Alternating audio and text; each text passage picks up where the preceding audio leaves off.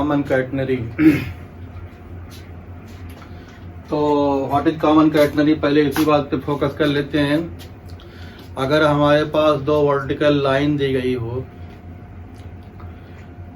Space में दो vertical line दी गई हो, वर्टिकल लाइन के टॉप पॉइंट दोनों हॉरिजॉन्टल लाइन पे फिक्स हों, तो वहां से अगर किसी स्ट्रिंग या चेन को हम लोग हैंग करा दें, तो जो उसका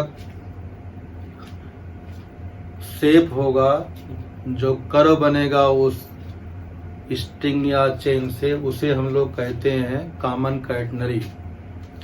तो डिफिनीशन बड़ी सिंपल है। टू वर्टिकल या स्पेस में दो पॉइंट हॉरिजॉन्टली, वहां से अगर कोई स्ट्रिंग या chain freely under the gravity hang कराई जाए, if two point in space is fixed,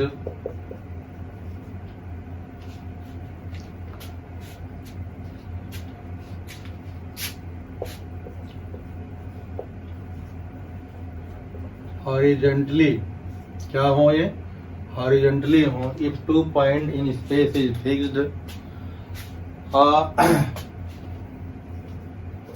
string is hang under the force of gravity,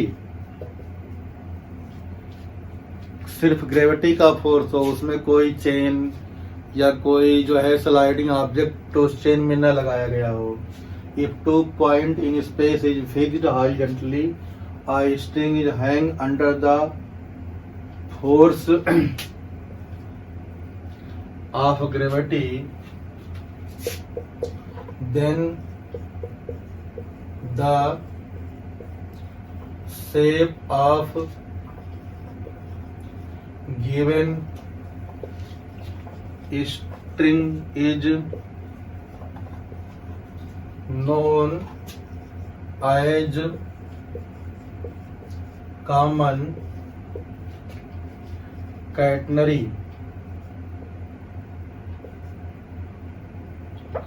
तो जो वो इसका शेप होगा, लोकस होगा, वो कॉमन कैटनरी कहलाएगा। कोई गोल्ड की चेन हो, कोई सिल्वर की चेन हो, कोई आयरन की चेन हो, अगर कोई फिक्स दो पॉइंट हो, हॉरिजॉन्टली हो, ऐसा ना हो कि ऊपर नीचे हो, उनसे उनको सस्पेंड कर दिया जाए, हैंग करा दिया जाए, तो जो उनका लोकस होगा, जो उनका शेप होगा, वही क्या कहलाएगा, कॉमन कैटनरी कहलाएगा। कॉमन कैटनरी में जो और आगे चीजें आएंगी उनको हमें सबको जानना है।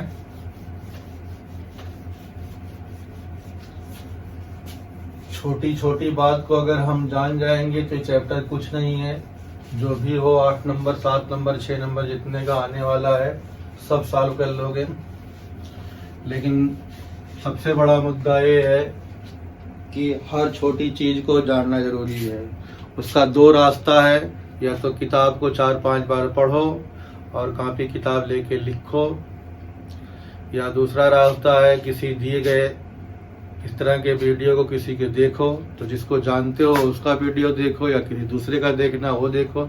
लेकिन 2 बार 3 बार अगर किसी चीज को देख लोगे विजुलाइज सामने करते हुए और थोड़ा सा हाथ पैर चला लोगे कॉपी किताब से, तो पूरा का पूरा नंबर इसमें मिल जाएगा। बाकी समझदार बच्चे जो है वो अपना काम कर सकते हैं। तो हम लोग कॉमन कैटनरी का जो है पहले निकालेंगे intrinsic equation of common catenary.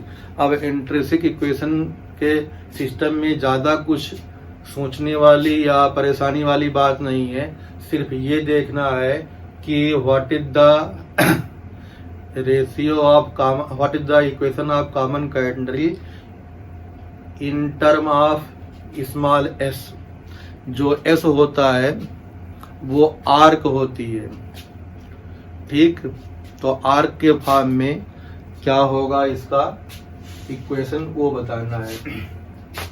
तो हॉरिजॉन्टल में 2 पॉइंट हमारे इस तरह से फिक्स हो गए। इनसे कोई अगर हम लोग चेन कभी सस्पेंड करा देंगे तो ये जो है हमारे पास कुछ इस तरह से शेप बनेगा, और ये जो है हमारे पास कहने के लिए एक्स एक्सिस हो जाएगी, और इनका जो है अपने कन्वीनियंट के लिए मिड से एक जो है वर्टिकल लाइन पास करा देंगे। कहीं से पास कराते सकते थे, मिड से पास कराना, इसको जो है 0 0 ना मानना आगे पीछे, लेकिन अपनी कन्वीनियंट के लिए हम लोग इसको वाई एक्सिस ही मान लेते हैं, जिससे सिमेट्रिकल है। जो चीज इधर होगी वही चीज इधर होगी। अब ये लाइन हमारे पास जो होगी ये जो है सेम हॉरिजॉन्टल लाइन होनी चाहिए। ये नहीं है कि एक एंड ऊपर हो एक एंड नीचे हो, तो ये कॉमन कैटनरी नहीं होगी। तो इस तरह से हमारे पास जो बनेगा ये कॉमन कैटनरी कहलाएगी। इसे किसी ने कहा कि एक्स एक्सिस होगा, हाँ बिल्कुल ये एक्स एक्सिस होगा, और ये जो है हमारे पास वाई एक्सिस होगा, इसमें भी कोई डाउट नहीं है। अगर इस तरह से हम लोग एक्स एक्सिस और वाई एक्सिस 2 मान के चलें तो हमारे पास ये कुछ तरह हो जाएगा। अब जब चेन होगी ये, तो हर पार्ट चेन का क्या होगा, मास वाला होगा। तो total weight of the chain जो होता है हम लोग उसे W कैपिटल मानते हैं। टोटल वेट ऑफ चेन या स्ट्रिंग जो भी मानो, और स्मॉल w जो होता है वो टोटल वेट और टोटल लेंथ को डिवाइड करके मिलता है। 2L क्यों माना हमने, इस पोर्शन की यहाँ से लेके यहाँ तक की लेंथ को L माना, यहाँ की लेके यहाँ तक की भी लेंथ L हो जाएगी 2L। तो यहाँ पे हमारे पास जो हो जाएगा टोटल लेंथ ऑफ चेन जो होगी वो हो जाएगी 2L। तो 2 चीज बताई हमने, mass of chain capital W, small w mass density जिसे दूसरे टर्म में कहते हैं। मास डेंसिटी मतलब total mass upon total length. अगर इसे देखेंगे तो किलोग्राम पर मीटर या ग्राम पर सेंटीमीटर, जिस यूनिट में नापना हो या बाकी जिस तरह दिया हो उस तरह करेंगे। न्यूमेरिकल तुम्हारे यहाँ तो है नहीं, न्यूमेरिकल इंजीनियरिंग में आता है, परेशानी की बात नहीं है, ठीक। तो W equal to capital W upon 2L हो जाएगा। अब आगे हम लोग के पास जो होता है, ये अगर हमारे पास वाई एक्सिस है तो इस पॉइंट का कुछ कोऑर्डिनेट चाहिए, इस पॉइंट का कुछ कोऑर्डिनेट चाहिए। तो इस पॉइंट कोऑर्डिनेट निकालने के लिए ज्यादा कुछ हम लोग मेहनत नहीं कर रहे हैं। यहाँ से यहाँ तक को हम लोग C मान रहे हैं। C इसलिए मान रहे हैं क्योंकि कभी किसी जमाने में हम लोगों ने एक रिलेशन पढ़ा था, y equal to mx plus C। तो यहाँ पे हमारे पास जो ये लाइन होती थी, तो ये जो कटिंग होता था इसे ही C कहा था। तो y इंटरसेप्ट को हम लोग C कहते थे। ये बहुत दिनों से पढ़ते चले आ रहे हैं, तो उसी तरह से उसका यूज करेंगे, क्योंकि जो कभी पढ़ा जाता है तो फ्यूचर में मैक्सिमम उसका यूज होता है। तो C वहाँ पढ़ा था तो यहाँ पे यूज कर लिया। अब अगर C यहाँ मान लिया तो इसका कोऑर्डिनेट हर बच्चे को आना चाहिए। तो पहले जो है कोऑर्डिनेट ऑफ x लिखते हैं, तो इससे अगर हम लोग x एक्सिस मान रहे हैं तो ये जो है 0, होगा, ओरिजिन होगा, तो इसका कोऑर्डिनेट 0 हो जाएगा x, जिसे हम लोग कहते हैं एब्सिसा। और ये जो होगी उसकी ऊंचाई जो होगी ऑर्डिनेट होगा, जिसकी वैल्यू हमने कितनी मानी C, तो इसका कोऑर्डिनेट 0, C हो जाएगा। ये बात समझ में आ जानी चाहिए। अब फिर आगे पार्ट में हम लोग देखेंगे, इस पॉइंट को अगर हम लोग A नाम दे दें, कैपिटल A, और इसको कैपिटल B नाम दे दें, किसी ने यहाँ पे A दे दिया, किसी ने यहाँ पे B दे दिया, तो कोई प्रॉब्लम नहीं, दोनों नाम दे सकते हो हम। फिर इस पॉइंट को हम लोग जो है कैपिटल C नाम देते हैं, ठीक। इस पॉइंट का कैपिटल M नाम दे देंगे। ये तुम्हारे पास O होता है, हमेशा O रहेगा, तो आज भी O हो जाएगा। तो OC और CM ये हमारे पास y एक्सिस पे लाई करेंगे। C से A तक की जो टोटल लेंथ होगी या C से B तक की, उसे हम लोग ने L माना है, वो पीछे हमने दिखा दिया है पहले एजम्पशन में। तो ये लेंथ हमारे पास यहाँ से यहाँ तक कितनी होगी, L होगी, ठीक। अब टोटल वेट W है और मास पर यूनिट लेंथ या डेंसिटी कितनी है, स्मॉल w है। तो अब हमारे पास किसी ने इस शेप को डिस्टर्ब किया, किसी ने डिस्टर्ब किया, क्या किया, यहाँ से थोड़ा सा घसीट लिया अपनी तरफ लेफ्ट या राइट, मान लिया हमने इसको घसीटा तो ये पॉइंट तो फिक्स था दोनों, तो इसका शेप इस तरह से हो गया। उसने जैसे छोड़ा फिर यहाँ भाग गया, तो उसको छोड़ने के लिए कुछ करना नहीं पड़ा, लेकिन उसको होल्ड रखने के लिए क्या लगाना पड़ रहा था, हल्का सा फोर्स लगाना पड़ रहा था।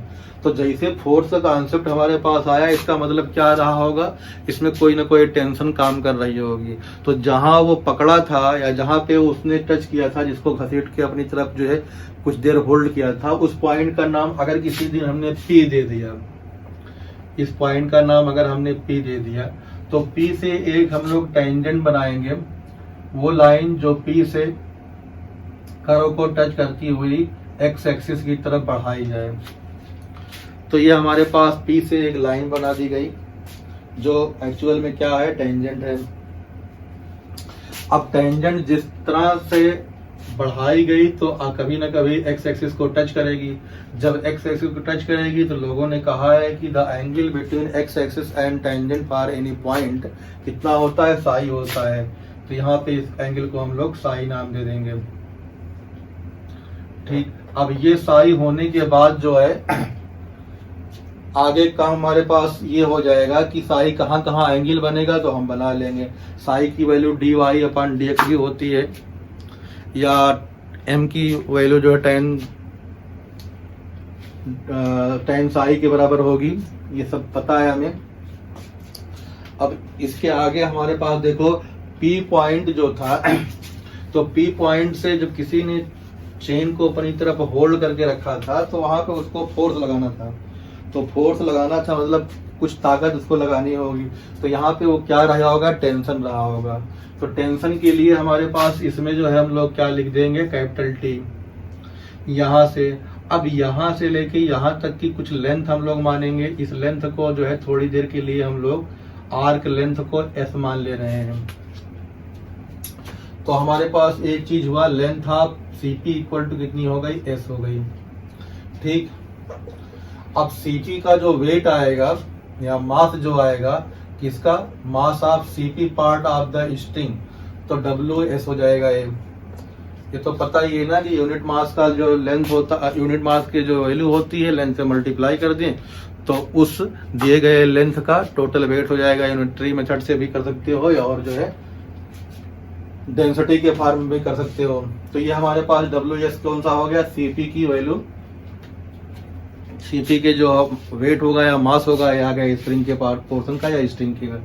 अब इसकी जो टेंशन लगी थी, टी लगी। अब यहाँ पे थोड़ी देर के लिए अगर किसी ने कहा कि मैं ऐसे एक लाइन खींचूंगा और इस तरह से एक लाइन खींचूंगा, तो ये लाइन वर्टिकल लाइन हो गई, यह लाइन हाइजेक्टल हो गई, तो यहाँ पे एंगल भी कितना हो जाएगा, ये साई हो जाएगा।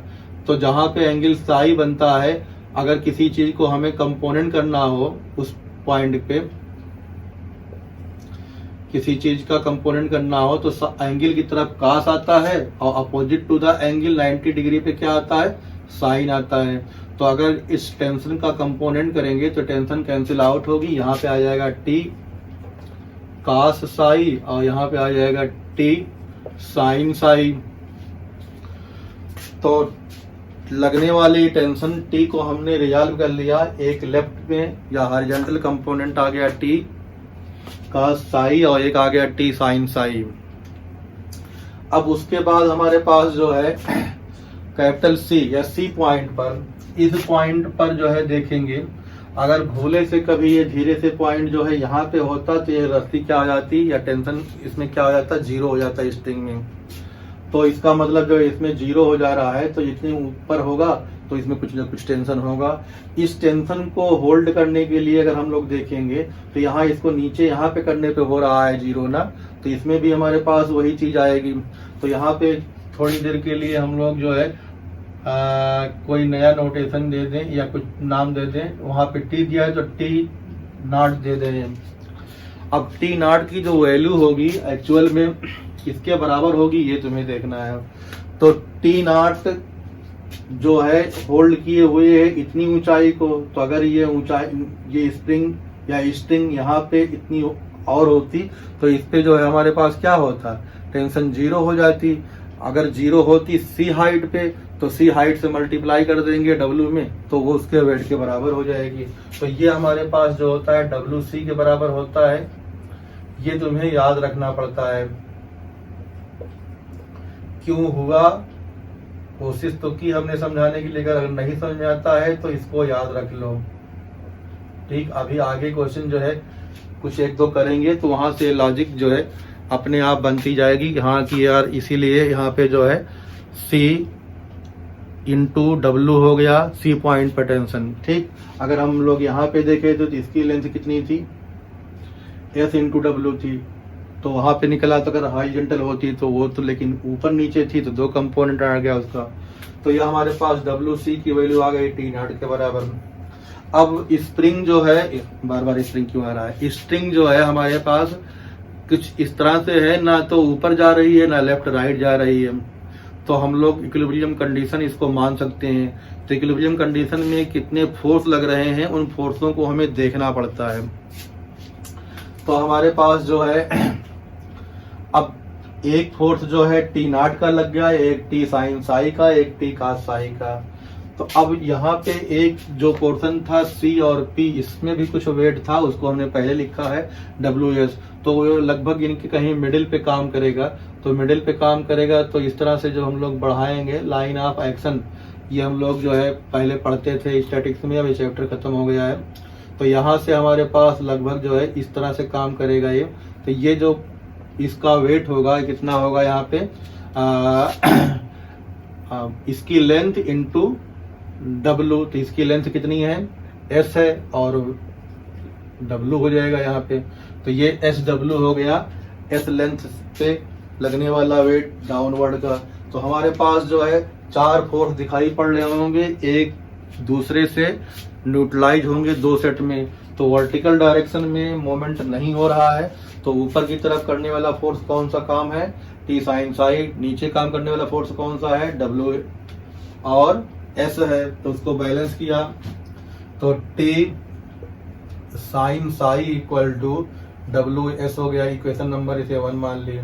इसी तरह से लेफ्ट और राइट में लगने वाले दोनों फोर्स को ढूंढ लिया। यहाँ पे भी कोई मूवमेंट नहीं हो रहा है तो ये भी आपस में दोनों बराबर होंगे। तो हमारे पास यहाँ पे आ जाएगा T cos psi equal to T0, और T0 अगले ही क्षण पे कितना हो जा रहा है, WC हो जा रहा है। तो ये याद होना चाहिए। तो ये इक्वेशन नंबर 2 हो गई। अब किसी ने इक्वेशन 1 और इक्वेशन 2 को आपस में डिवाइड कर दिया। जब डिवाइड करेंगे तो T साइन साई अपान T cos साई आएगा। T साइन साई अपान T cos साई आ गया, और इक्वल टू यहाँ से कितना आएगा, WS अपान WC।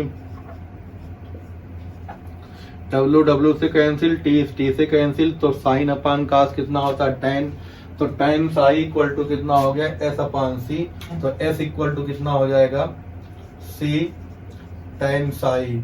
तो ये जो होता है intrinsic equation of common catenary होती है।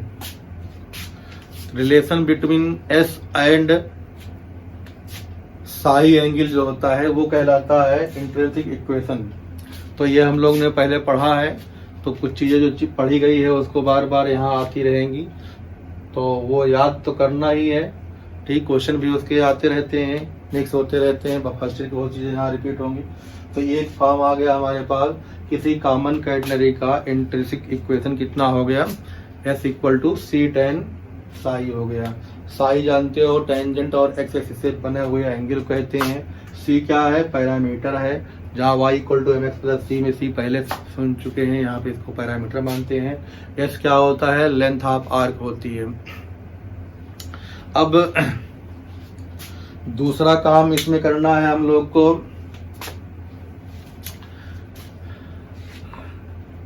कई रिलेशन निकालने हैं। तो रिलेशन बहुत ज्यादा हो जाएंगे नेक्स्ट टर्म में इसके जो होते हैं रिलेशन, मतलब का कॉमन कैटनरी के जो होते हैं intrinsic equation, relation between YS, relation between S और जो है SX, और जो है relation between Y Sai, relation between और भी ऐसे आएंगे एक दो, तो सब जितने होते हैं सब निकालते हैं अगले वीडियो में। वो लंबा होगा, ये जो है छोटा है।